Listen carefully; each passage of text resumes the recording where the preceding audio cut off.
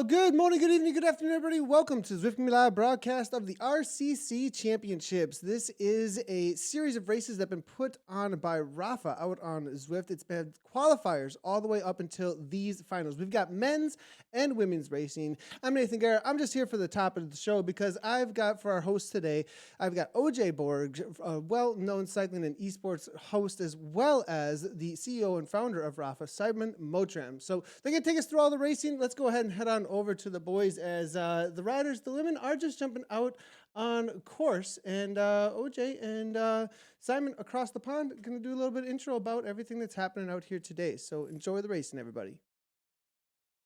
Thank you very much, Nathan Guerra. Yes, here we are for the first of the RCC finalists.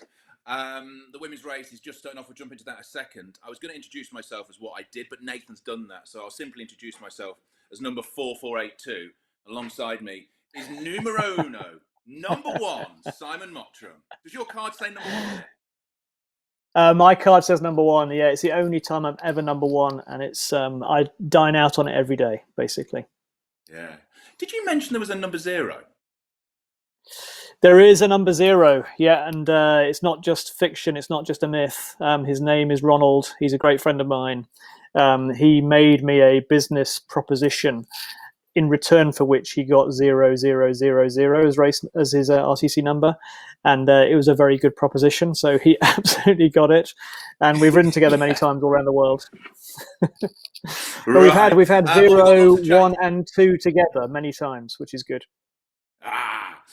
Well, listen, we've got lots of chatting to do, Simon, over the course of these races, but the women have set off. It's the first of the 2 races. We will also talk about the staff races in between as well. So let's get into the racing.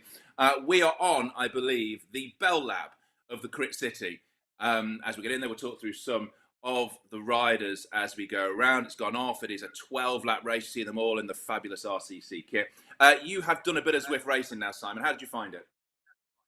I'm a very experienced Zwift racer, as you know, OJ. I've done 2 races now. How many races? 2 races? 2. Yeah, when it was 1, I couldn't really say I was a racer, but now I'm definitely a pro. Did really miserably in both of them, to be honest, and found it really, really hard. Particularly this sort of city crit course is just relentless. There's very little up and down. You don't have time to look at the scenery. There are no dinosaurs to look at. There aren't that many crowd either. So it's just a pain cave, basically, for half an hour or however long the race is. Yeah, I did one yesterday just to research the course so I could talk about it knowledgeably. How impressive is that? It is, apart from the fact you went the other way around it and did the downtown Dolphin. That could be classic for me, is to just get it completely the wrong way around. Yeah. But this is like a whole new event for me. It's great to watch. It is. This sort of racing has become massive, especially during the lockdown. And I think it's worth pointing out, as somebody goes off the front, who's that going off the front? That would be Sakufus, I think. Somebody trying to go long. Big move if you're going to go long from here. Where else would you be able to get this amount of RCC members together through the qualifiers into these finals than racing on Zwift? It's been amazing. We've had well over 1,000 racers taking part in qualification, including myself, and well, I think you started but didn't finish.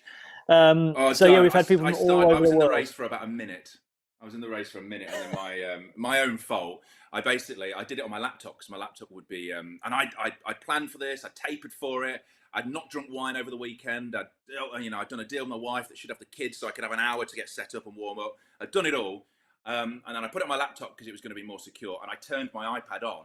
And I usually use Zwift on my iPad and it flipped from one to the other. And I had such a meltdown, like a childish meltdown. If I could have got my bike off the turbo trainer, I'd have given it the full Wiggins into the closest bush, but I couldn't look. I think you took it far too seriously. I think that's the problem. As usual, I can see that. So we've got a nice little group forming at the front here.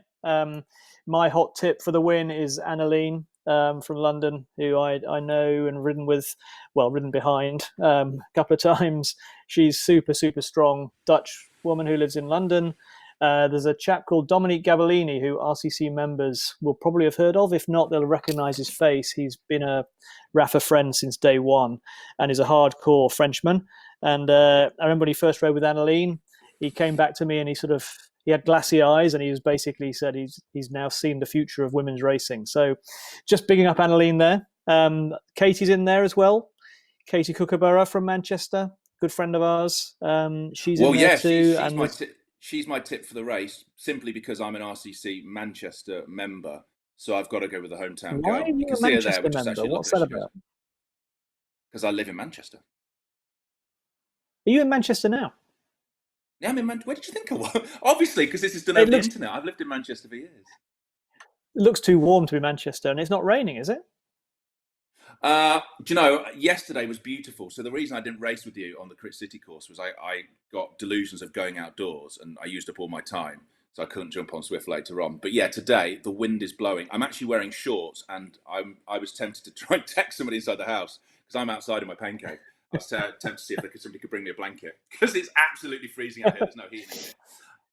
So I love this. I've Yeah. spent most of my adult life screaming at screens and bemoaning terrible commentators, which cycling has had a fair few. And now I'm here talking about the weather. This is the sort of thing that would get me so angry when I'm watching bike racing. So, so I did just notice that, can I just point out that we've got Fenella Reid in here, and Fenella actually was my personal assistant at Rapha for about 4 years, till a few years ago. She's riding for One More City, obviously as an RCC member. She's a fantastic woman who's also a brilliant violin player, which must be helping today, I think, on this race, because she's still there in that pack, which is fantastic. She is indeed. Apparently as well, a recent sourdough baker as well. Maybe that's what's fueling her. Toast, eggs, sourdough. And we have got a lovely pack together here. You can see they're all sticking together. It is, as crits go, I mean, this is very much similar to what you would do at a crit in IRL in real life, in the sense that if you want to get away, you need to put a gap between you and make sure you're round a corner. It is the sort of course where we'll probably see them together for the entirety of it, and then a furious bunch sprint. And knowing all these RCC members, Simon, if it does come down to a sprint, where does your money lay? Does it lay with who you've shouted so far? I don't know. There's a few people. We were looking at the form reports yesterday, weren't we? And there are some people in here who are pretty impressive. There's a strong contingent from Asia Pac. There's a couple of very strong riders from Singapore I've got my eye on. There's Terry, who is the national Belgian beach race champion. She looks really strong to me. And then there's a couple of really strong Americans here, who I think could be really good in the sprint. So yeah, lots of winners. I'm hoping that somebody listened to all our claims that bike racing is about panache, not just grinding out a result. So I'm looking for some crazy attacks, some échappé bidon at some point, perhaps by Fenella. Come on, if Fenella could hear me, she'd probably be doing it now. But yeah, I'm hoping somebody will have a go.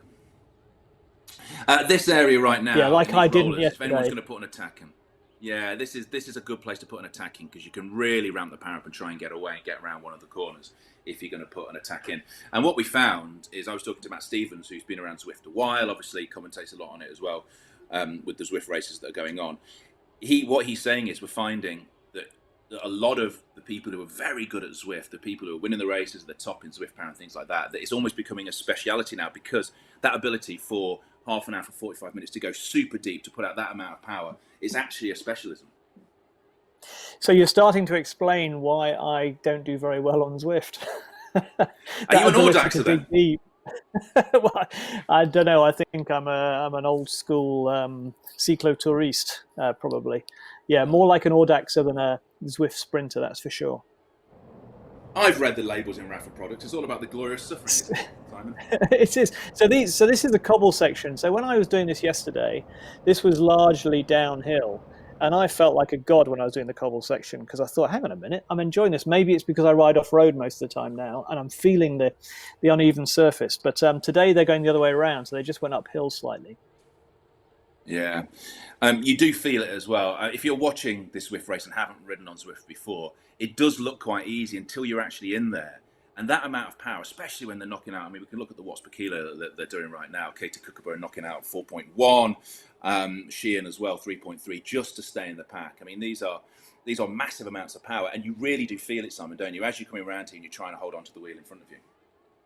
Yeah, I can probably hold about 3 for 20 minutes or half an hour, maybe just slightly over 3. So they're all going way faster than me all the time, which is quite annoying.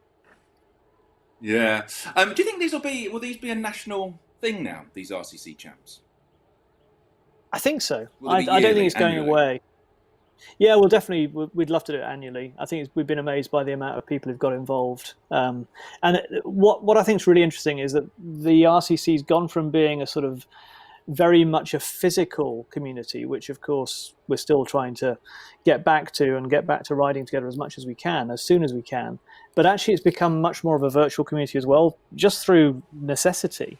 But it's totally taken off, and we see so many people joining events and joining races and joining rides that I think that's going to be the feature of this international community, because it's very much a worldwide membership of 16,000 people, and they can't all ride together on the road, but you can get together, like we're seeing today, races from all over the world who haven't had to travel. They've just tumbled out of bed, got on their turbo, and shoving gels down their faces, and they're racing. So yeah, I think we're going to see more and more of this. Coffee and gels, a fine like I've done. breakfast. I mean, yeah. Have you had a lot of gels this morning just to make sure that you're ready to go? I had lots of gels. I'm going to probably have a glass of wine in about an hour because it is Sunday lunchtime. But I'm sure most commentators have wine at lunchtime. Oh, absolutely. If you're on the Tour de France, if you go into, you've been to the Tour de France a fair few times, probably more than I have. But if you go into some of the press rooms, depending on which stage it is, you get all the local growers and the local businessmen and the local farmers. And if you get a good stage, there'll be some lovely wine over lunch. If you get a bad stage, it's just coffee and terrible biscuits. Yeah, I think the sport is French and Italian and perhaps a little bit Belgian by history. But I think all the new nations are also understanding that, hang on a minute, they're going downhill on the cobbles there, weren't they?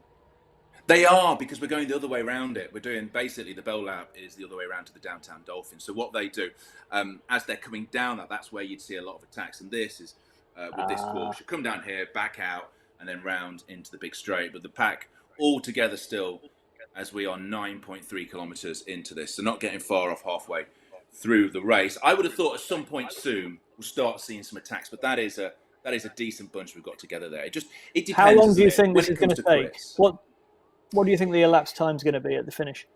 I reckon we're getting on for half an hour for elapsed time when we get to the end. It depends how hard they push. It depends if anybody wants to break it up, because no one's well, maybe there is. Would you have thought, knowing the riders who are there, maybe from the different chapters from London or from the ones around the world, do you think anyone's going to get together and ride as a team? Maybe try and put some tactics together? I'd love to see that. I'd love to see the Singaporeans get together, and maybe they've got a couple of women here from Boulder, a couple from New York. We could see quite a lot of rivalry. If depends how much they've been talking before the event. So explain something to me, OJ, because I've not been racing on Zwift as much as you have, and I've probably not ridden as much on Zwift as you have. Tell me about the pink shiny bike and the glowing yellow bike. What's that all about? That is the Tron bike. So to get the Tron bike, and I don't know the actual amount of climbing. I think it's 10,000, but I haven't got anywhere close to it. So the Tron bike is you have to climb a certain amount of meters. I think it's 10,000. I don't think it's 100,000. I'll look it up in a second. Once you've done that, then you keep the bike. Then you keep the bike. Oh. Yeah, it's with everything. So what's beautiful, I mean, it very much mirrors esports and gaming in the sense that however much more you level up, so you ride more and more kilometers, you climb more, you get XP. The XP fills up. When you get to certain levels, you'll unlock certain things. I mean, I just haven't got close to the Tron bike. You always know when you see somebody on a Tron bike, they have put serious hours into Zwift, and you need to be wary of them because they're always going to be good. If they've got the pink glowing bike, they're good. This Seoul member, who's called Oh Seon from South Korea. So she's clearly been climbing like crazy for a long time, and has got this pink glowing bike. And I've got to say, I'm sure there's some people dialing in from Seoul, watching this from Seoul. The membership in Seoul is absolutely outstanding. They've exploded in the last couple of years. And Seoul as a city for us is so important for cycling now. So it's great to see somebody from Seoul in this final. I'm not sure if we've got somebody in the men's race as well, but it's great to see somebody in the women's race just hanging nicely off the back there, just drafting a little bit. What you find when you do a lot more racing as well is you find you have to predict it, because it takes, there is a second's delay from when you put the power down to how your avatar moves on the screen. I always find that now I've done a fair few races that I can predict when people are going to go, and you can actually save watts. And what they found in a lot of the pro races, so you've got these you've got what our esports team, like Canyon's RCC, is primarily just a Zwift team sponsored by Canyon. You find that when the pro teams come in, they think they're going to do better, but they don't, because you have to use your power-ups, you have to use where you're on the pack, you have to know how to use your watts. So you can find people throwing out these massive numbers and still not winning races, which goes to show that there is technique, there is tactics, there is how you play the race. So what we'll find as we start getting towards the end, you'll see none of them using any of their power-ups. What they'll do is they'll hold on to those. So did you use any power-ups when you raced yesterday? I'm so junior at this stuff that as soon as I get a power up, I use it immediately because I don't know whether it's going to go away. So the one but you want for is this it sort true of that thing, you want the aero. you can keep them? You can keep them for one lap or until there's another arch, right? No, so basically you'll pick another one up at the arch, but you keep them as long as you want. So until you use it, very much in the same way that Mario Kart did. If you've got a power up, you hold on to it. So say you're halfway into the race. We are, how many laps in? Would be about, I'm sure how many laps. With in. 6 laps to go. Yeah. 6 laps to go. Thank you very much, Nathan. There you go, all the information we have. So what you'll find is towards the end, you see them dropping the power-ups now. You see the feather, that is a lightweight one, which takes a certain amount of weight on. The one that looks like a truck is a drafting boost. So that will be, if you hit that, it will drop the amount of watts you need to stay in the pack. And it's all about time, where you're going to use it. So I thought the truck was some kind of comment on the weight of the rider, which clearly is not offensive in that way. If it was, I'd have a truck by my name every time. It's horrible. When you go on Zwift Power and you look at the results, a red number means you have been top in something. And my weight is always top at 100 kilos. That's what I'm saying. I'm basically the same weight as both Yates brothers in one human package, which is why I don't like it. Explain something else to me. Is there any benefit to having a helmet on or not? Because I went super classic and took the helmet off and got a steel bike. I did as well. Yeah, I did as well. I had my hair flowing in the wind. I've got a beard. No, what people don't realise, we see somebody going off the front there. That is C. Smith, who's gone off the front looking like she's trying to put the power down, but no, reeled in very quickly by the rest of the pack as they saw her do that. So what people don't realise, it was only when somebody from Zwift pointed it out to me, is there is a ton of watt savings if you put a helmet on. If you don't put, there we go. That is your rider from who you picked out before. From Korea. Simon, from Korea, yes, who's just dropped off the back. That's OC on. Hang on. So what's happened there? Yeah. She's gone off the back of the pack. They've blown her out the back. Is that because we were talking about? I think so, yeah. Commentator's curse.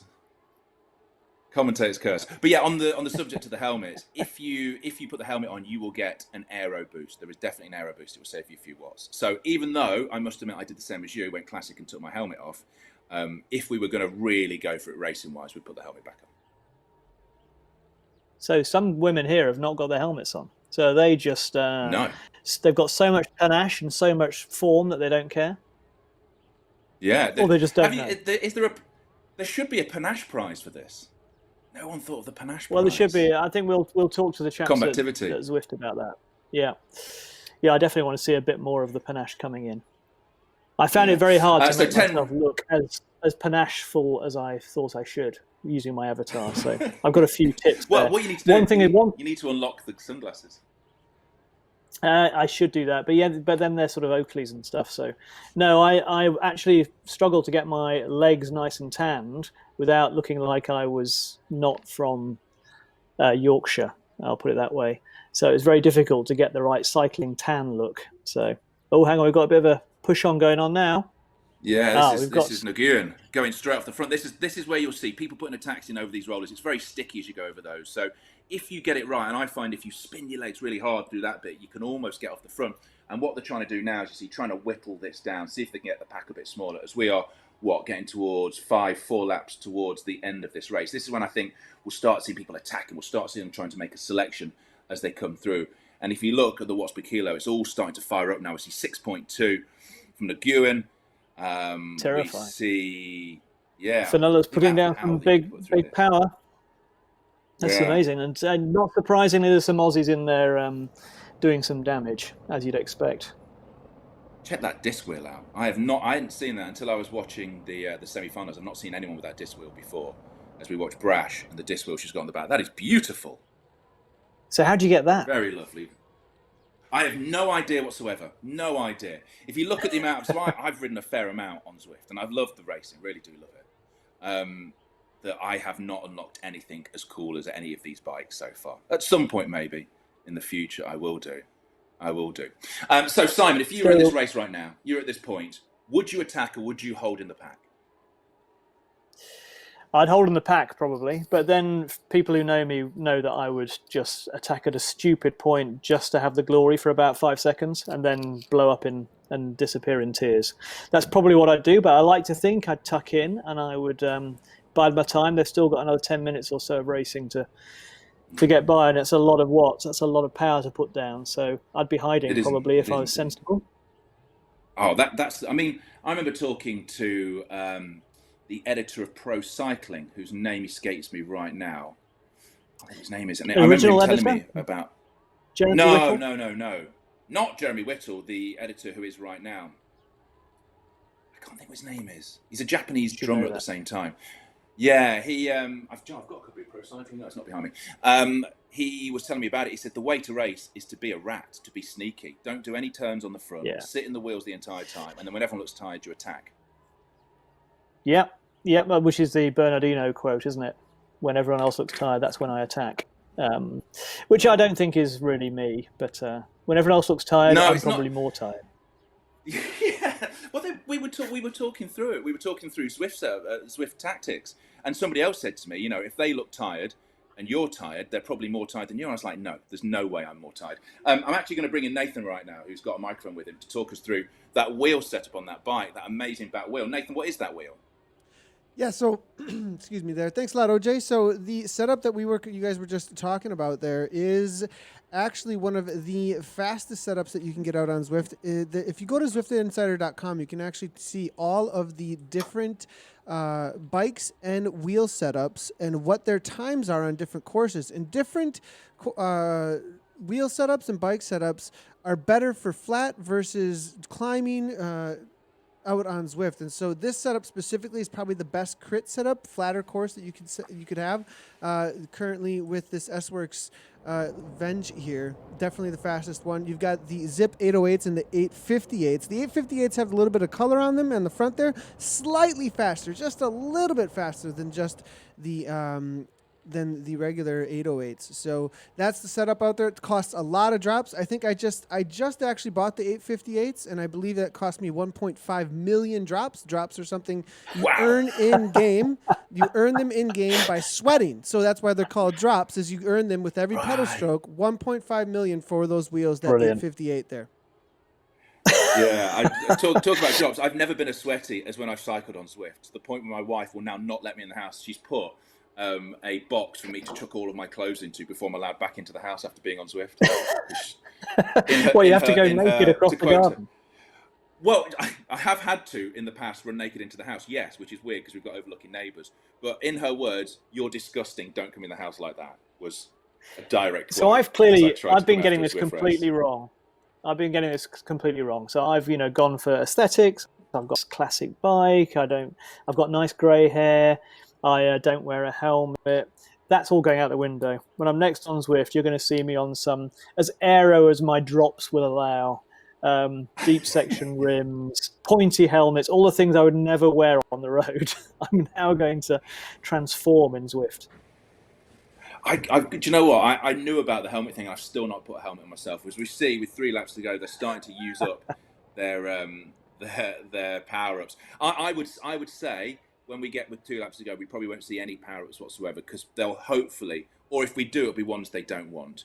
Nathan, do you know if we have the Ghost power-up enabled in these races and the burrito, the no-draft burrito? I have not seen those yet. I can probably do a quick double check for you here. Yeah. So Simon, if you've not seen these, I've heard about them. I've never seen them in the flesh. So I hadn't seen them until recently. It was only after the Tour de Zwift that I think that they enabled them for the community races. So they won't tend to be kept for the pro races and the elite races. But they're great. The no-drop burritos, we see somebody else go out the back of this group. They're really starting to ramp it up now as they head up this hill. We see the people in the front knocking out 5 watts a kilo as they come up. Sakufus, who is in first position there, not wearing a helmet. You see, not wearing a helmet.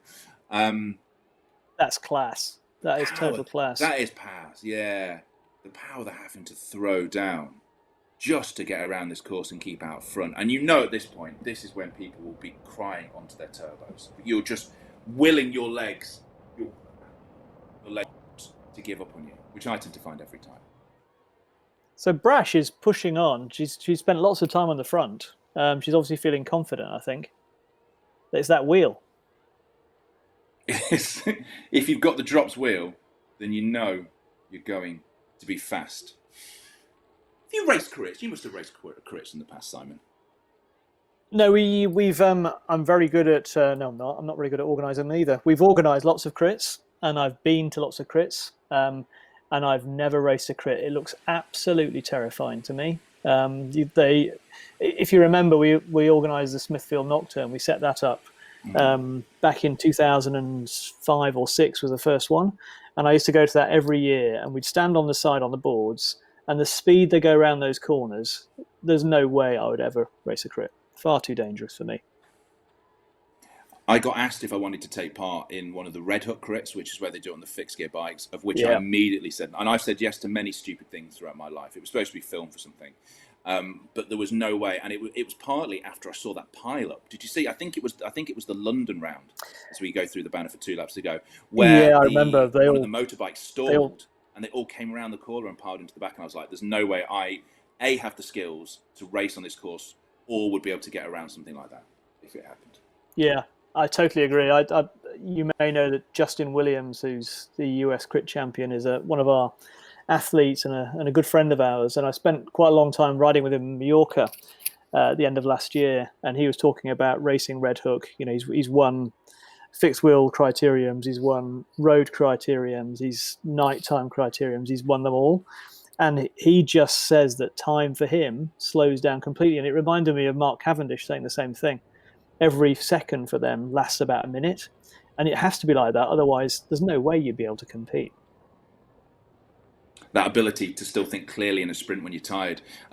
He rides for Legion, doesn't he? That's the name of the team he rides with. He does. It's his team. He set the whole thing up to try and sort of inspire kids from South Central LA, to kids, show them there's another path. It's really inspiring what they do. If we see attack here, as we're getting down towards 1 lap to go, this is Aradine Skufus, who's gone off the front from the New York chapter. She is absolutely putting it down right now, 4.8 watts a kilo, and she has gapped the bunch. This is a move, right? This could be the race-winning move right here. If she's got the legs to carry it. Simon, with your many years around cycling and your 2 Zwift races, has she gone too early? I think she might have gone a bit too early, and she's not wearing a helmet, so clearly she's feeling confident, but maybe she's too confident. They're not out of sight yet. No, they are coming back at her. They are absolutely riding her down with Brash on the front. Yeah, that attack has been stifled quickly, but we wanted to see somebody animating the race, and we saw it. The thing about Ariadne is that she, as we have found out, she has since in the past she's broken both of her femurs, not at the same time but separately, which is the injury that Mike Woods has just been recovering from. So to break both your femurs and come back, I mean, my gosh, she's got to have some serious grit, that woman. I remember talking to Rob Hales about Paris-Roubaix. She has been caught and overtaken as we head down. That attack was stifled. I remember talking to Rob Hales about Paris-Roubaix, and he never finished it, and I sort of mocked him for it slightly. And he said the first time he ever raced it, he saw a rider go down through the Arenberg forest, come off and break their femur. And he was like, yeah, I'm not going to push too hard through here. Here we go. Well, final lap of the race. Just the Arenberg forest, there is something curious about me is that I wear my watch on my right wrist. And I wear my watch on my right wrist because of the Arenberg forest. Because I wore an old-fashioned watch on my left wrist, and we took the whole company down to see the stage of the tour, and it involved us riding the Arenberg, and it shook so hard that it gouged a hole in my wrist, and I couldn't wear my watch on my left wrist anymore. So that's why I wear it on my right wrist.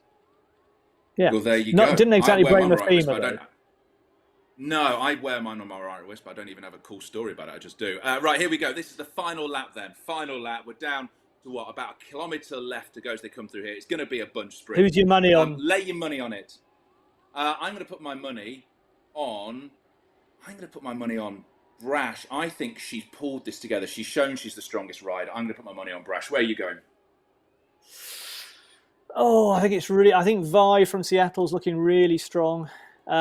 Ariadne's still in there, so there's still a chance there. She is indeed. Cool, I don't know where Annaline is. So, is Annaline in there still? Annaline is... Yes, she's still there as well. So out, Annaline's still there.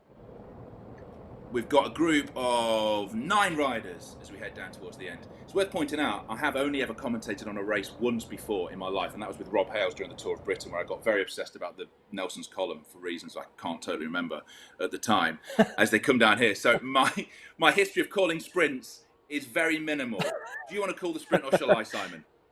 Have a go. No, I think you're the commentator. You have to do it. I'll be the Paul Sherwin at this point. Okay, all right. So we're coming down towards the last kilometre of the race. It's going to go down absolutely to a sprint. Who's got the legs? Will we see the power-ups coming out? Because a lot of what this final sprint will be about is who uses the power-ups at the right time. We see somebody is using the drafting one to make sure they stay in there to take the power off their legs.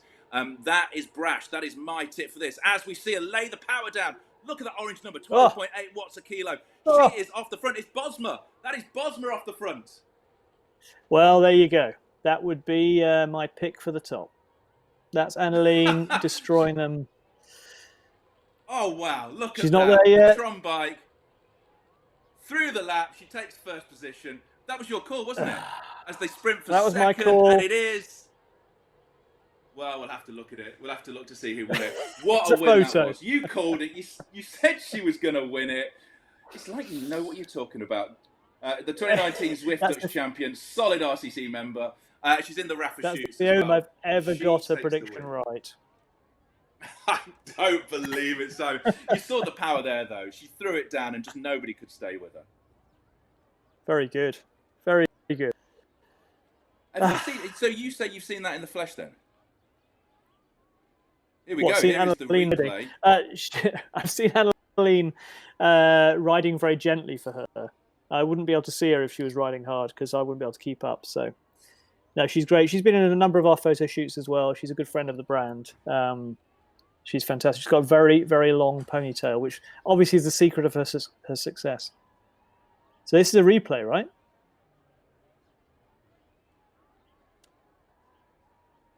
Yeah, we're just going through. Apologies, guys. We're just going through the last lap there for just a second. We'll bring in the results here in just a second, as we do have them here. And here you go for the results, boys and girls.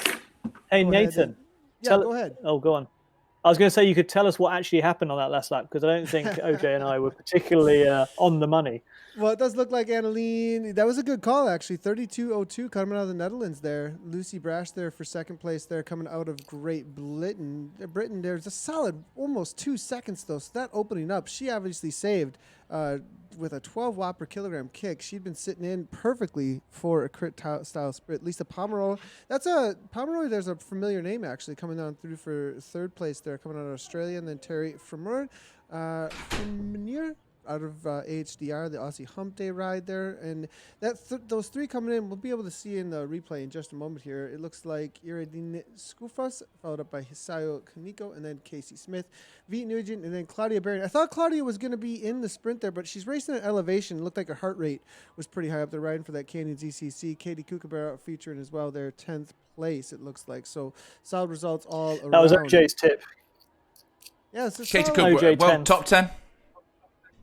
I was going with the Manchester. I was going with the Manchester shout there. Annaline Bosma. It was amazing. My internet got so excited during that sprint at the end that it decided to have a moment and kick me straight out just at the end of the sprint. But a great women's race there. The first of the 2 races bringing on this RCC Championship Sunday. 12 laps to the bell lap. We are going, Nathan, what time is the men's race? What time will we go with that? We should men's race 7:30. 7:30. So that's 7:30 my time. That'll be 1:30 UK time. 25 minutes. So just to point out, both the man and the woman who win the race get a special RCC World Champions jersey, obviously only available to World Champions, which is pretty exciting. So I'll look forward to the rainbow awarding bands that on it? virtually. We might have to do our. I haven't seen the design, so we may have done our own rainbow bands. I'm not sure we're allowed to use the rainbow bands. We'll see. I tell you what, I have seen though. There's a lovely on social media. There's a lovely cup that's out there. Is that an actual cup that's going to be sent out to people? That's an actual very shiny cup. Yeah, that might be in my office at the moment actually. So maybe I won't let it go. I might keep that one. Just put my name on it. Be good. You're just frozen there, OJ. I was just admiring your RCC cap. Yeah, I think OJ's internet might have cut out. Maybe we can swap Nathan out for OJ for just a moment until OJ gets back. But looks like his internet. There we go. We got OJ. I'm back. He's back with a microphone. Look at the size of that microphone. I know. Do you know what? I'd like you. I've got a series of hats that I was going to wear for the entirety of this. How many hats have you got? Time for a change. Time for a change. What are you going to go for? A little change. So I'm going to go for one of my favourites, which is this is our Norwood Cycling Club cap from this year's Tour Down Under. That's when we good. do the wonderful Willunga pilgrimage. Willunga, mate. This is my Norwood. Norwood's one of the oldest, I think it might be the oldest cycling club in Australia. Great friends of ours. We do a ride every year with them to Willunga. And we did a kit this year. This is the cap I wore. What do you got there? Oh, is that? Where's that? Go on, see if you can work. It is indeed. I was over there working on an esports shoot, and I hired a bike, as you would, but I decided to do it because I had nothing on that day, straight off the plane, where I was very jet lagged. So I took my case and straight. But sorry to interrupt, but I've not seen Rob Hatch and Ned Bolting and David Miller and people talk about their caps and do a fashion parade of caps before. So I think we'd already broken new ground here on this. We have indeed. But yeah, I got it from the San Francisco store, of which I went, hired a bike, put my kit on. They held onto my case for me. I then got confused at the directions and cycled straight onto the freeway and had to jump over a barrier just outside because I went the wrong way. Instead of going over Golden Gate Bridge, I got onto the freeway. And you didn't go over the bridge and up to the headlands and do the headlands loop? No, I did. So I then got. I had to jump over a fence, get off the freeway, went over there and did that. Which is, if you go over Golden Gate Bridge, I think is it Hawk Hill where you go straight over. That's the most Strava segment on the planet, or something like that, where it was at the time. No, beautiful ride, one of the best. And one of the most picturesque segments on the planet as well. Very much so, very much so. So, doing this live as we're talking right here, are we going to stay chatting till 1:30 for the men's race? Or are we going to take a little break? As one of my children walking at the right time. Give me a second, please. Are we going to take a break here and come back for the race? We can go ahead. Look, I can jump in here, guys. How's it going, everybody? So, there you go. There we go. We can go ahead and take a break, everybody. I believe we'll be back here in about, I would say, 12 minutes. We'll go ahead and go to a break screen. The men's race is going to be coming up 12 laps. We've got some big talent in there. I was seeing Lionel Viasen jumping in. He's actually been focusing in on this race, OJ. I know that you're a big fan of Canyon ZCC. They even gave you a jersey from what I hear. I think you've got one of the only ones that anybody was able to get a hold of in I did. Just about fits me as well, which is a good thing. We'll be getting Simon back in here in just a second. He did have an internet outage earlier today as well, so he's coming through it on 4G. We got Jay Vine in here, though, one of the strongest riders out of Australia from Arrow. Matt McClune is in there as well. Tom Shaw, Andrew Gadja. We're seeing Matthew Cox is there. Dylan McKenna. So some big names here, it looks like. A lot of RCC riders, obviously.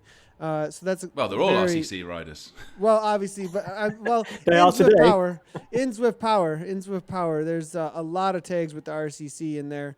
So some big names though representing, obviously, and I know that a lot of these riders have been really focusing specifically on this championship. So sacrificing a lot of races, it looks like, throughout the weeks. So good to see. I'm gonna go ahead and take us to a break screen, guys. Though, so we'll be back in about 10 to 12 minutes. Everybody, don't go anywhere.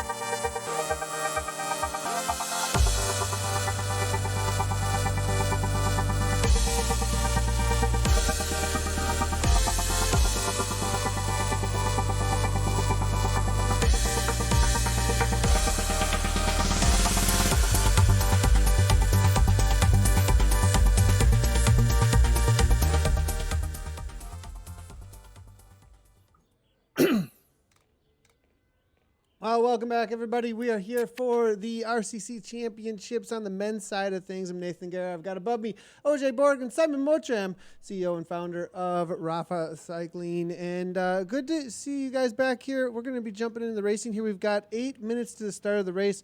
For those that are just tuning in, Simon, you want to bring us through just a little bit of the background about like what inspired this event and this series out on Zwift and what the purpose is out here today?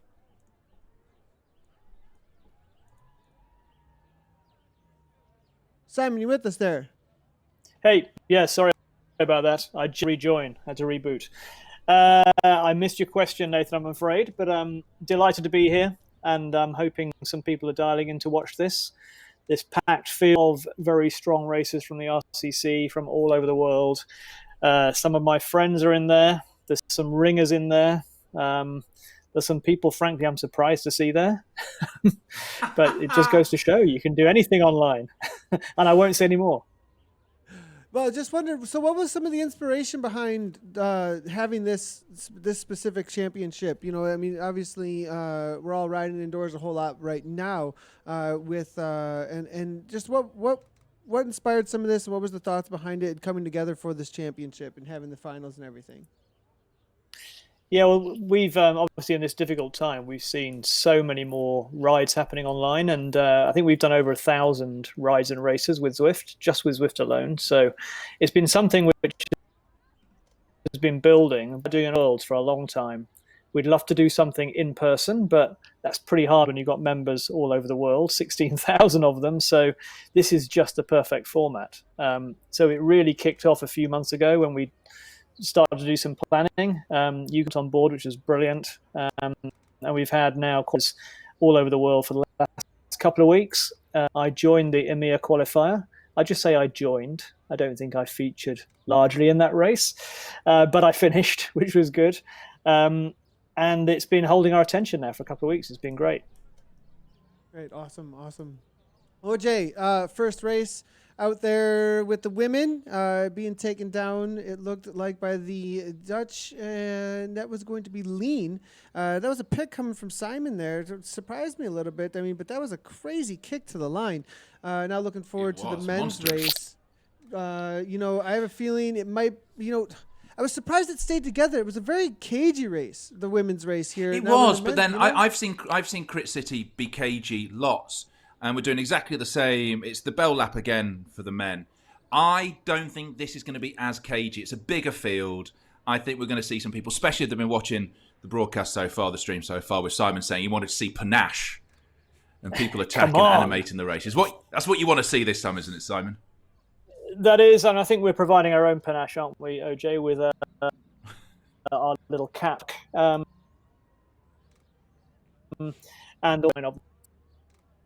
Oh, you got the wine. You went for the wine.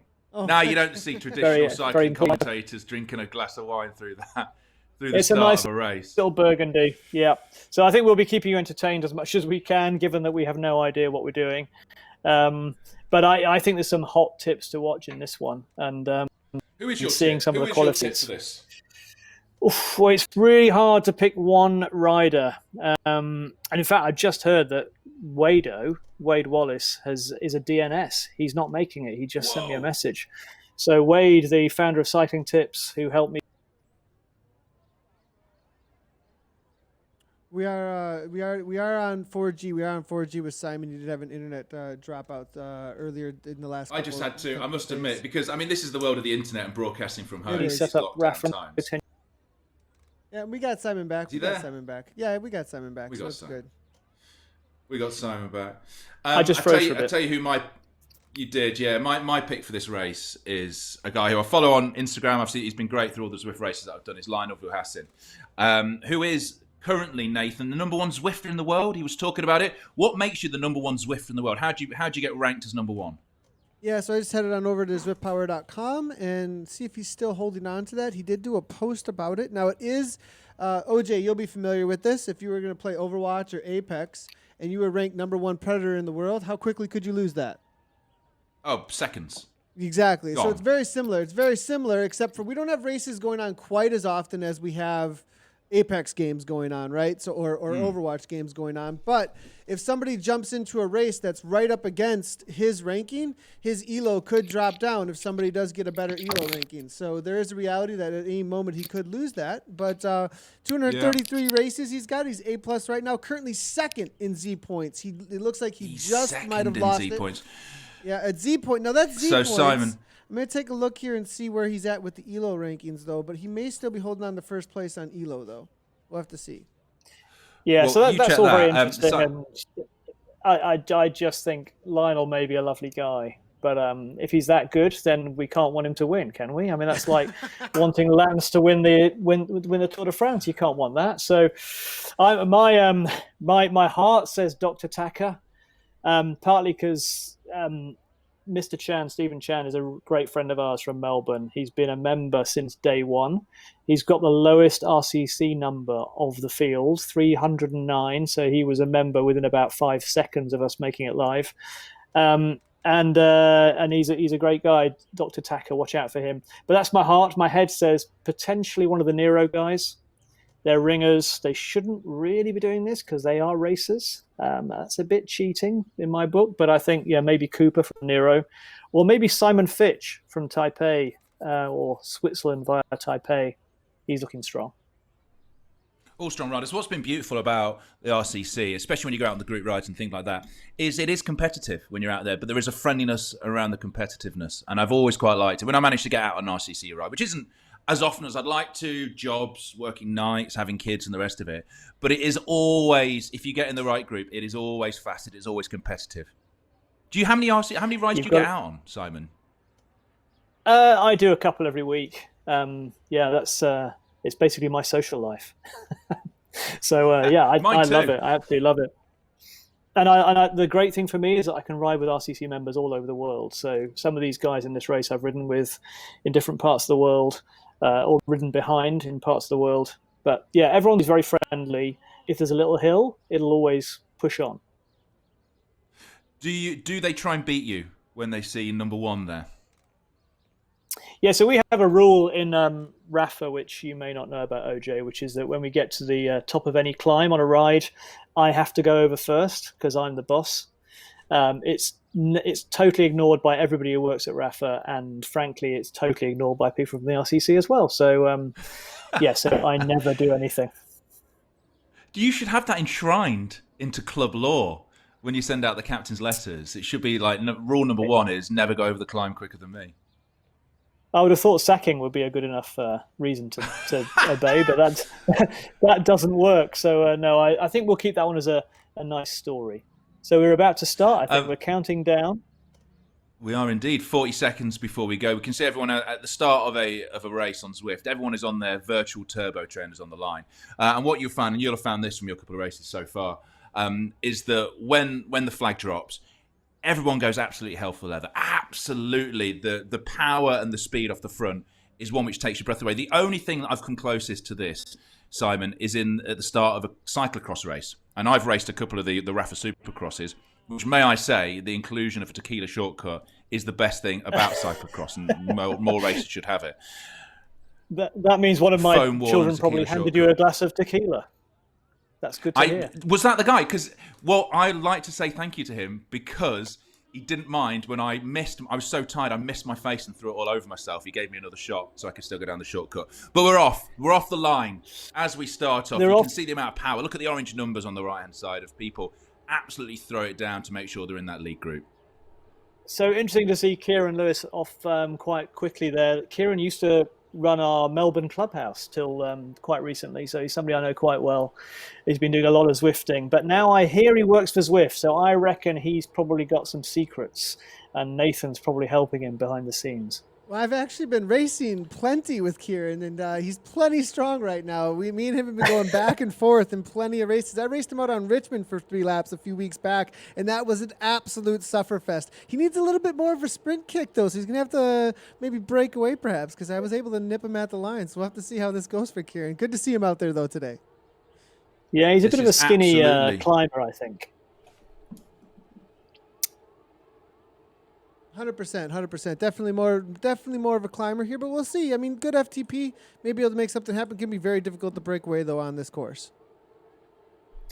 So, OJ, you were just talking about cyclocross racing and tequila shortcuts, and I did think when I was doing a race yesterday to do my reconnaissance and my research for this bit of commentary that it did remind me of a cross race, because basically I was dropped into a group within about 5 seconds, and then all that mattered were the people around me. And you're not racing for the win unless you're really good. You're racing against the guy in front of you and the guy behind you. Yeah, exactly. That's what I felt. I mean, the start is as full power as a cross race, but I mean, I love riding cross, but I am, if I can make it into the bottom end of the table, I'm happy. If I'm not last, I'm happy. And it does feel that you're racing the people around you. When you've ended up in a Zwift race, if you do get dropped off the front, which tends to happen because there's a lot of powerful people. I mean, look at all those Tron bikes in this, and the beautiful wheel as well. There, see that zip wheel on one of the bikes. Yeah, you now know about race it, the people around you. You've now been taught. I do. Now Nathan told me about it. I want a Zwift wheel. I just need 1.5 million drops, which is probably going to take me another couple of months to get close towards.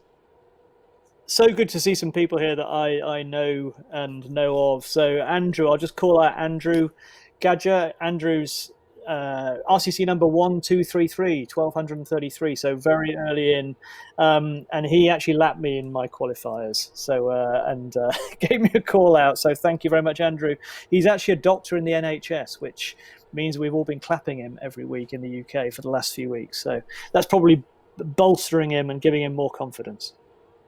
Andrew's actually a very well-known Zwifter. Actually, and as far as racing goes, riding for Team Draft, one of the elite esports teams out there as well. So great to hear. I had no idea about that, the background knowledge about him. So thanks, Simon. That's pretty cool. For and we do our research. Yeah, that's I mean, guys, Team Draft is no joke, that's for sure. One of the top-rated teams, and obviously, recently losing Gavin Dempster, though, who was their all-star for the longest time, over to Cyrus the Pros Closet. But Godson maybe going to be their new all-star out here as he looks to the front at 4:29. This is always going to be that section, OJ, out on course here, over the cobbles and over that KOM as we go into lap number 3, I believe, out on course. And we're watching Andrew right now. Have to put the power down. We are indeed. Just looking at Lionel Verhassen, you can see his name flashing through there. There's a reason that I quite like him as well. Is, as I said, I'm friends with him on social media, and I checked my DMs on my Instagram, and it sent me duck pics. Now, I know that's not the normal thing you tend to get sent over the internet, but I don't know why. He lives, I think, with his girlfriend, who lives on a farm or lives somewhere where they've got animals, and he has a duck, and there's lots of photos of him holding this duck. It's become almost his mascot. And he's based in Belgium, right? He is indeed. He is the Belgian national Zwift champion. Daring attacks and powerful Zwift victory. So I think at some point he will go. Probably not before, but just look at those watts a kilo. I know we talk about that, and it's one of the things you talk about within Zwift racing, but the amount of power that they're having to hold down just to stay in this pack right now means that's why people struggle to go off the front, because you're talking 6 watts a kilo just to be around the front of that pack. It's a lot of power. It's a lot of power that's needed, which is why all these guys here who've made it through the RCC heats, they made it through the semi-finals as well, they're well worth their place, Simon, in this final. Yeah, so 6 watts a kilo for you, OJ, that's quite a lot of watts, isn't it? Well, I'm 100. Well, it's not as many watts as it would be for other people. But yeah, 6 watts a kilo would be 600 watts for me. It's really easy. So the math Nathan, is really easy for me. How many watts for you? Nathan, point of order. Presumably the people viewing or watching the stream can't see us at this point, so there's no point me and OJ doing our little fashion show. No we could switch hats. Fashion show at this point at all, but we do have a fashion show off the front here. Vyassen's actually on a full-on attack going into. Oh, has he put one in? A little bit of a TV time here. Yeah, we did just miss it for a moment. Jay Vine, though, knows that this is a serious move. We got 3 off the front here. Vyassen now, though, 10 watts per kilogram. I saw him with an arrow power up. What a risky move, though. Wow. We're only 4.5 kilometers in. I believe lap number 4. And using an arrow power up this early, yeah, he is. And these are riders you want to go with. Jay Vine, Kieran Lewis, they're probably the 3 of the strongest riders in the race. This could be a move that survives, but very difficult on the downhill. Look at those. Look at people. Well, I'm rooting for Kieran, obviously. Got to root for him. In the chat, people are dropping the words OMG as they go off the front. They've put it all together there. So if those 3 can stay together, I mean, That has absolutely destroyed the field. I mean, this is the point where if you're in that pack behind, you've got to work together to try and bring them back, because that is a monstrous attack so early on. We're looking at, 22.8 kilometres for the entire race. As Nathan said, we're 3 or 4 laps in. Jay Vine is a bit of a hot tip. I met him at the Tour Down Under this year. He races for Nero, lives in Sydney.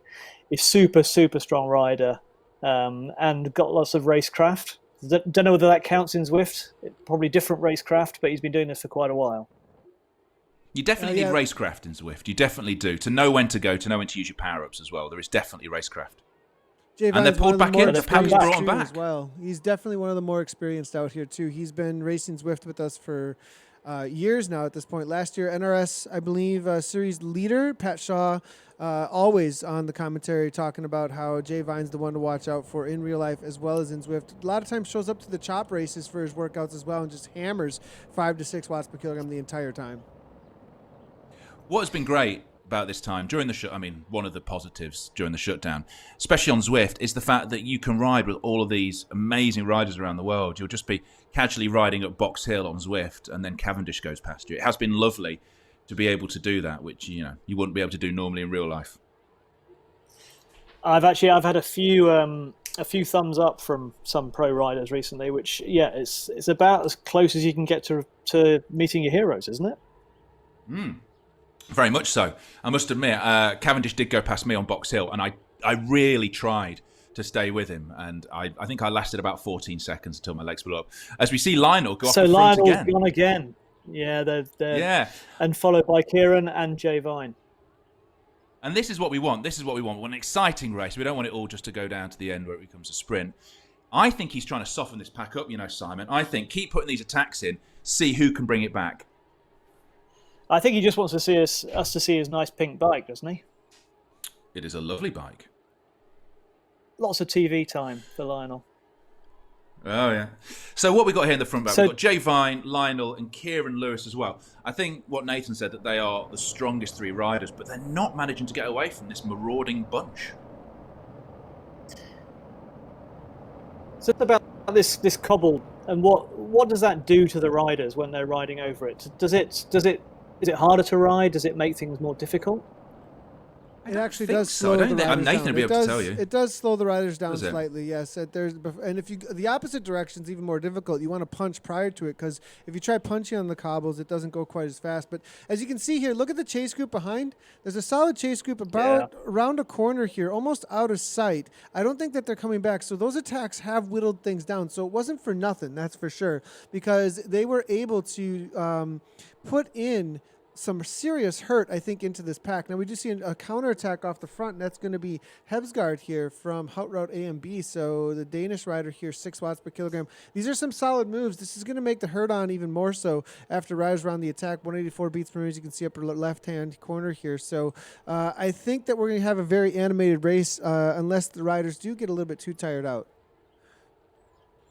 It feels a little bit like the Paris stage of the Tour de France, where a move will go away, it gets brought back, and as soon as a move gets brought back, somebody else goes. And that's what we want to see. And this race is not going to last long. If you look, they've covered 8 kilometres, so we're not far off being halfway through the race in just 10 minutes. So they are absolutely moving. Do you think these guys will into each other at all on social media or direct messaging before this race? Do they know each other? Do you think there's tactics? Is that what you're saying? Oh, they definitely do. Oh, yeah. And I have a feeling that Kieran, alongside Lionel and Jay Vine, maybe a little bit of discussion. Obviously, they don't have their teams fully showing up out here today. Was there an invisibility power-up pop there? Maybe. I don't see one of the riders that just went by, but they definitely know each other, and I would not be surprised if they're either communicating in-game. I doubt they're going to be in a Discord channel together with voice communication because they're not on the same teams unless they got really organized prior, but they'll at least be communicating. And they can't talk. And but you can just Yeah, do you know, I've tried, Simon, when I tried doing a Zwift race on Discord with a few people, with Hannah and a few other people, and I thought it was a great idea until we started, and then it was just heavy breathing down a microphone at some other people, and I had to hang up because I thought, this is just weird. I don't know you well enough to be heavy breathing and grunting as I try and get over the top of this climb and stay with the group. So I think I may have just seen Cooper Sayers up there from, he's currently on screen from Nero as well. But he looks like me on Zwift. He's got grey hair. He hasn't got grey hair. What's he doing? Is he trying to kid them that he's an old guy? As we see that's another attack that's gone straight off the front there. Big attack. That is Jay Callum, who has gone off the front. Massive numbers. Yeah, James Callum there for a second. Yeah. 4, 5, 6, 8. Is that their RCC number then that they're putting at the back? That's his RCC number. Interesting. No, that's not James's number though. Interesting. So is that his birthday? Is that his pin? It's his pin number. That's what it is. He's put it on the name just to make sure he never forgets it. You know, when you set Rapha's been around for a while. How long was RCC something that you wanted to do? How long was that an aim of yours? The club? Well, we've had sort of versions of a club for a long time, and when I started the company, I made it Rapha.cc, and you'll see now most cycling companies have .cc as their URL, but when I started in 2004, no cycling companies had .cc. It was something we did first, and I did it because it was cycling club, and so I always wanted it to be a bit of a club. But we flirted a little bit with Rapha Condor when we had the Rapha Condor team. We had a couple of early iterations of a club concept there, and then we launched the RCC proper 6 years ago. So it was always heading in that direction, but we learned a lot along the way. We developed clubhouses, and then we felt 6 years ago that it was time to go. And it's 16,000 members around the world, so it's been a huge success. And I spend as much time as I can now with RCC members. That's my main job, that and looking after the staff. Yeah, I'm looking forward to it. When this does end, the current situation of the world ends, I'm looking forward to going back to the Manchester coffee house, the clubhouse, and seeing everyone, which we've not done for a while. The world will change at some point. As we look at this race, where are we at then? 10.7 kilometres, which means we're very much getting close to halfway in this race. And we've seen a ton of attacks and a group thereof, and I can't count it quick enough, so I guess about 25 people, Nathan, that we've got there in that group, in that selection. Yeah, looking through Zwift Power, it does look like the main group is about 25. Yes, spot on, actually. And it does look like all of the favorites. There's a chase group about 20 seconds back. If this pack slows down and there's anybody in that group that was trusting and is just trusting that it's going to be brought back and making some others do the work, there may be one or two dark horses to be able to take the sprint out of that chase group, but they're going to have to work really hard to bring that back. It's now out to 46. I really think it's all said and done for that chase group. So the winner's going to come out of this selection for sure.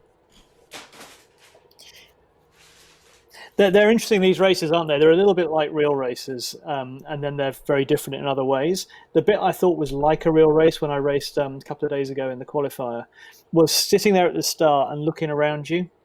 And you start to look around and try and gauge who the other people are and how old they are and what their form is and how nice their bike looks. And that's pretty much like real life.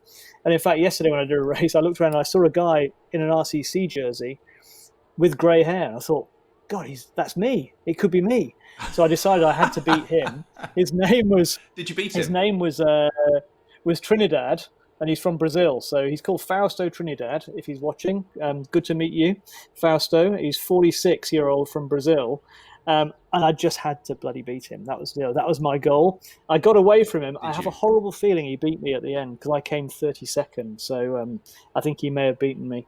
But the guy who won that day was a guy called Fred Rodriguez. Now, call me old-fashioned, but Fred Rodriguez used to win the US National Championship. So I'm taking it as him. I'm sure it's the same guy, and so I lost to Fred Rodriguez. I'm happy. 32nd to Fred Rodriguez, not a bad day. It looks like Jay Vine now looking to take first over the top here. Kay Lewis now as well. It looks like Lionel unable to close the gap. Will Lionel pull this back in, or is he going to allow... Interesting. There's actually a split happening even behind there, so numbers big. Orange numbers, it looks like, and Hot Road along with... Now, Hebsgaard's starting to get involved a little bit more, and Agaj is there as well. Really the cream of the crop, I think, in this race.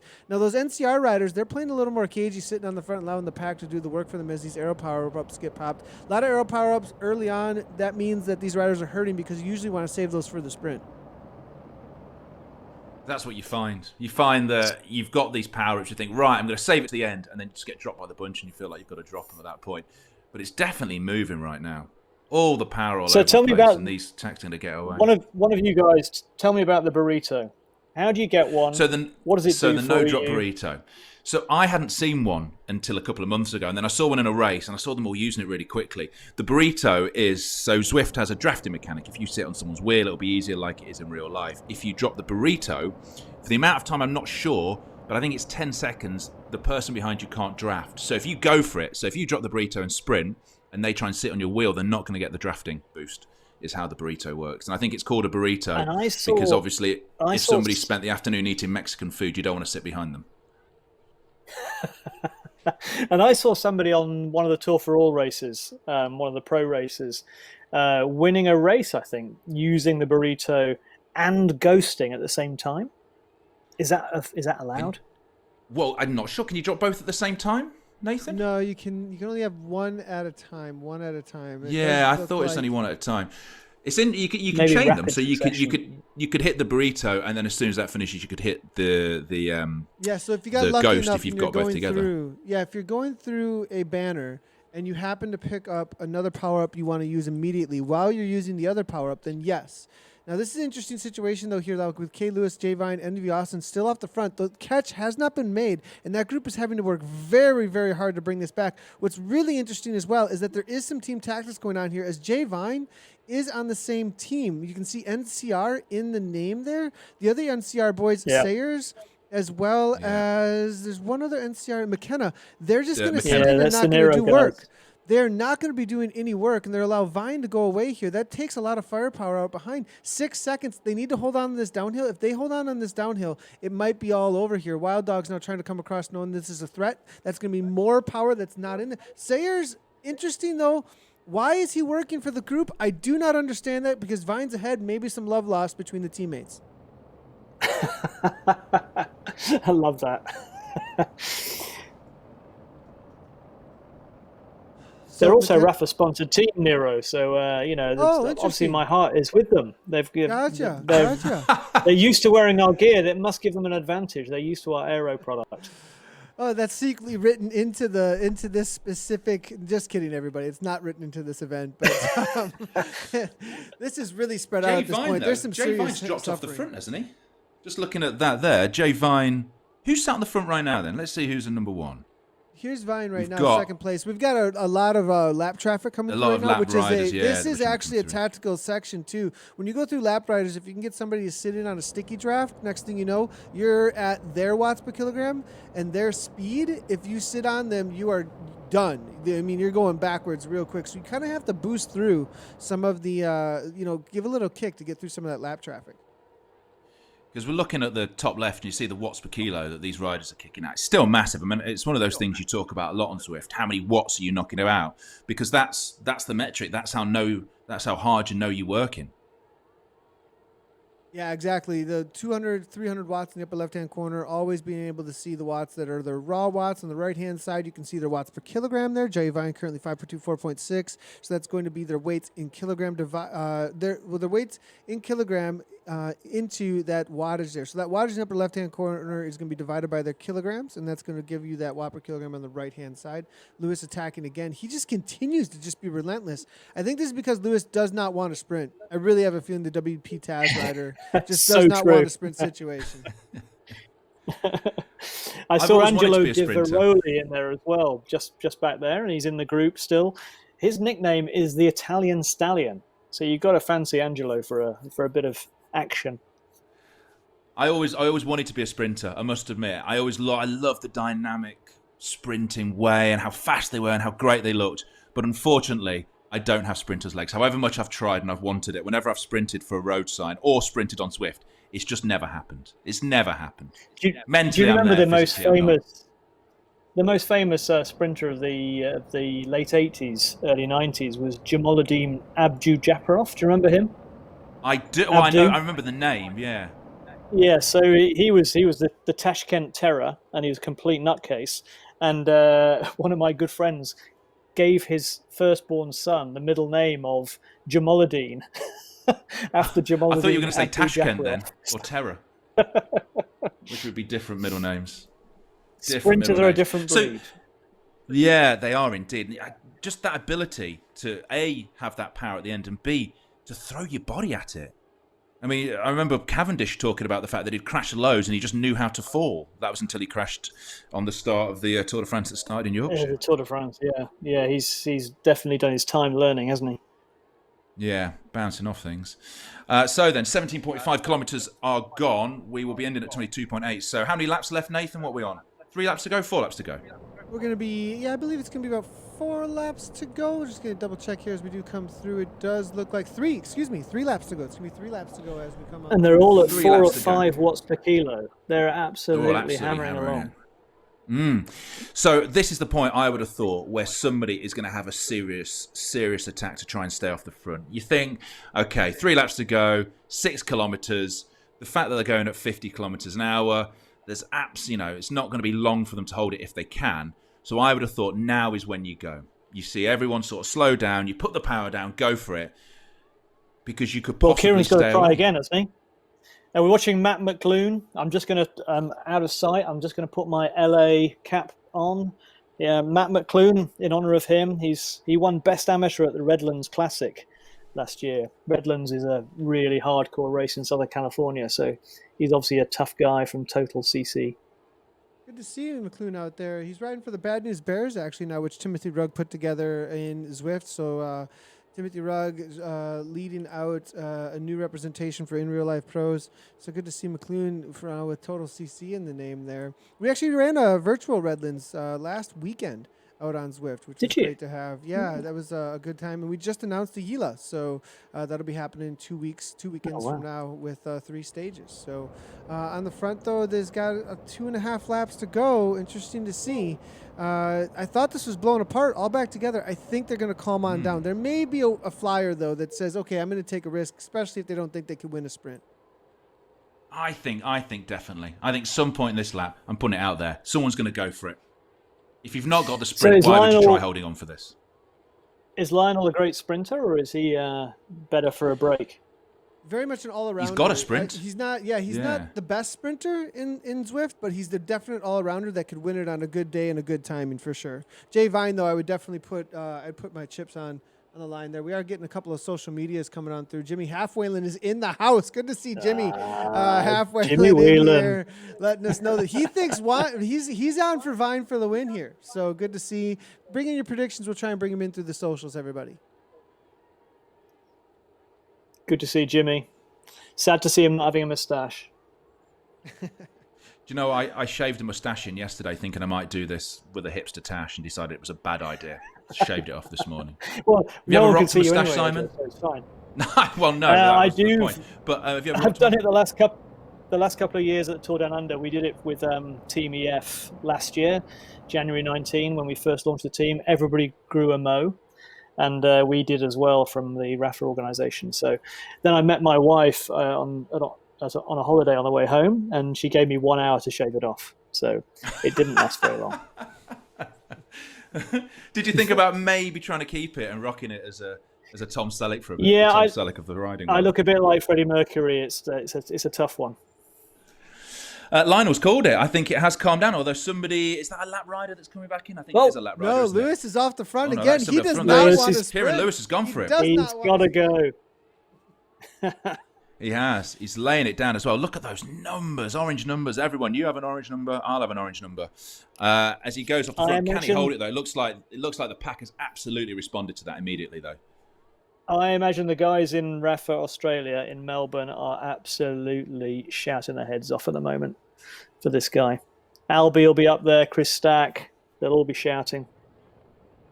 I've ridden with Kieran Lewis. Lots of predictions coming on through here. Actually, we've got Wendy May Abbott, the super fan in there, saying Jay, Cooper, Dylan, NCR. Lots all of the NCR Neros cheering coming on through here. That's for sure. All the Neros. Lewis off the front. We're hearing as well. Lionel on good form though. That is very true. Now the pack's here we go. Absolutely swamped. In just a moment here. Yep, and they're coming flying through. Lewis going to be coming off the back now. It looks like a little bit. He's got a kick again just to hang on. Lionel though, look at how smart Lionel is. Sitting in the back of the pack, getting as much draft as he can. 291, 173 beats per minute, though, as he's letting everybody else do the work on the front there. the heart rate as well. You realise how hard these guys are riding when you see the heart rate, and they've kept it up for 25 minutes now. As they come round, we should be almost on the bell lap. Yeah, it's gonna be one to go in. We should be allowed to swear, frankly, for the amount of effort that's going in here. So there will be a jersey to be the RCC champion. There'll be a jersey. There's a shiny trophy which is sat in Simon's office, which will be going to the winner of both the men's and the women's race. Does the winner of the staff race get a jersey as well, Simon? They definitely get something. I'm going to have to think about what it is. It's probably a more competitive race than this one. There's serious knives out in the staff race. It's a shame we can't show it, but yeah, I'm looking forward to seeing who's going to win that because we've got a few ringers in the team. Here we go then. The bell lap, final lap of this race to see who's going to be the men's RCC champion on this championship Sunday. The pack is all together, 30 riders in there, I would say. Maybe less, maybe 20 riders. The names that has been mentioned so far by both Nathan and Simon, Lionel Verhassen, Jay Vine, and Kieran Lewis are 3 names. Kieran, did he manage to get back in? He's not been dropped by this pack, has he? He's definitely in here still. There's 7.4. He's definitely in here somewhere. Now. Yeah, we got a lot of early power-ups here. There's people suffering. Interesting to see because it's not a good timing on that. You're going to want to wait till those last 500 meters to be using any of those at this point. It's going to be all about that aero power-up. We'll see if Lion was able to get another one after he used one on his 3rd lap, actually. It seems like an odd place to drop an aero power-up right here. Yeah, very odd place. I think that rider's just hanging on at this point. I have a feeling that there's a lot of suffering. Look at this Yoshimasa there up at that 182 beats per minute. We're going to be waiting for the kicks. They're going to be coming in just about 1K or so. It's going to be all out to the line. Yeah, he's burning his matches, isn't he? 5.5 watts per kilo, 6 watts per kilo. You can't do that for more than 10 seconds, I would think. Not if you're going to hang on in here. This is the point. I guarantee you, if I was in this pack, I'd go too early. Every time. I get overexcited, just go for it. Is that you in life? Just on the line. That's in life. I get overexcited and think, right, let's have it. As we see people start to drop the aero power-ups, that is who off the front? Who's gone for it early? Get Zwifty here. Get Zwifty, 9.1 watts per Zwifty. kilogram. He's going to get swallowed up, I think, though. It's not going to last. 11 watts per kilogram. He's got to be consistent, though. Lionel Verhassen and 6.8 watts per kilogram coming from him. Here comes Jay Vine. 15 watts per kilogram. 1,070 watts here. Vine now 67 kilometers per hour. Will he be able to hold on? Librero's now trying to come across there. Verhassen now trying to come across. 15 watts per kilogram. Come on, Jay. A little bit too little. Too late from Lionel Verhassen. It looks like Jay Vine takes it at the line. What a kick there. We'll get the replay here in just a moment. But definitely Jay Vine and the NCR boys there able to throw down and take the win out there today. Let's take a quick look and see if I can grab that for everybody here. Here it is. Here's how it went down. Lionel Verhassen sitting in. Bad timing there from him. As it looks like Vine able to kick right around the corner. Uses the last corner with a whole lot of space, as you can see. Let's go ahead and slow this down and see. I mean, he's got almost a full second there, as you can see at this point. Verhassen comes through for second. 15 watts per kilogram. He had the kick, but it was just way too late. Look at how that gap is there. 1, 2, 3. Yeah, did Get Zwifty take it, though? Is that right? I think Get Zwifty went. Hang on, Get Zwifty went under the line first, didn't he? Did he? He might have. I might have called that incorrectly there. What a kick from the Get Zwifty. Zwifty. I think Jay Vine went for it, but Get Zwifty on that replay was showing that he went over the line first. Yeah, I might have made a mistake there on that. I'm seeing real quickly here. Let's go ahead and bring in. I've got some results here that I can bring in just a second, everybody. But it does. You're right. I called it for Vine there, but my mistake.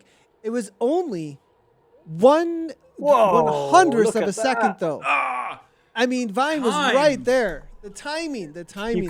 You've got to give it to Get Zwifty there. I mean, he absolutely went miles out and stuffed it to them. This one is a very hard timing, though, too. It really is a difficult timing on this course to find the right place to go because of all those corners. You don't really see it coming.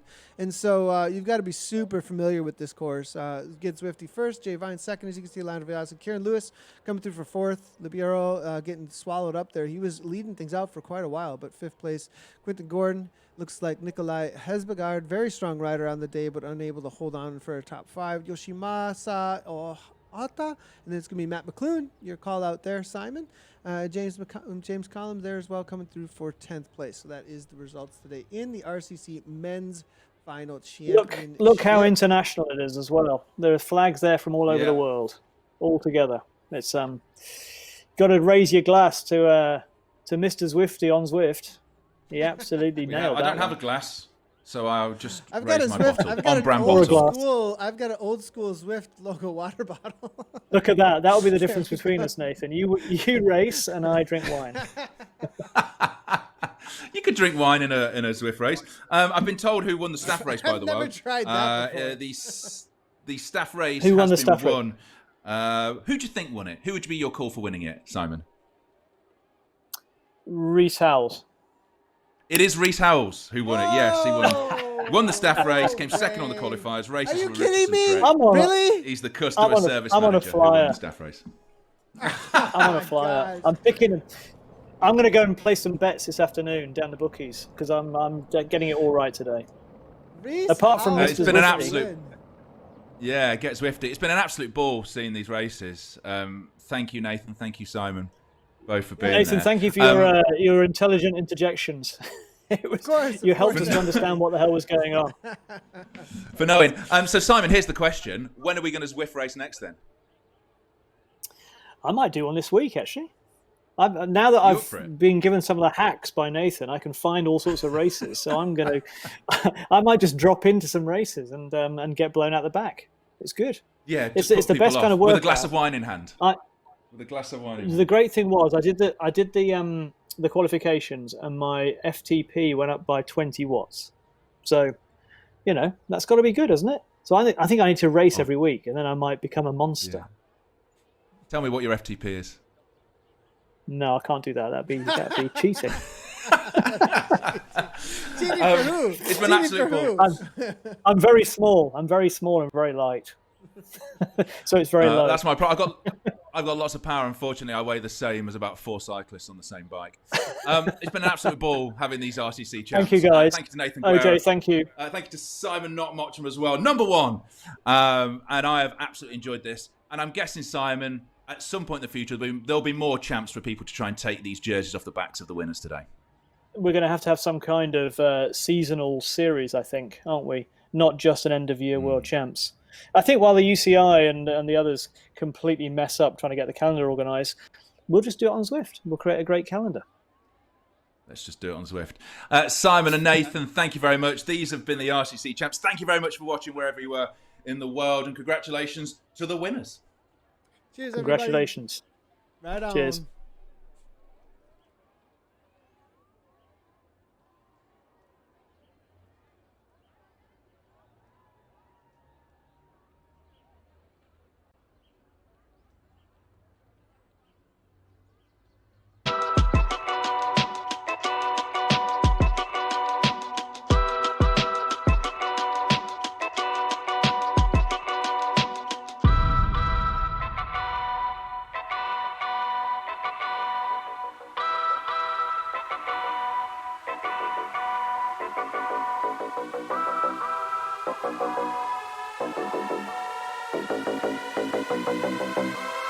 Thank you.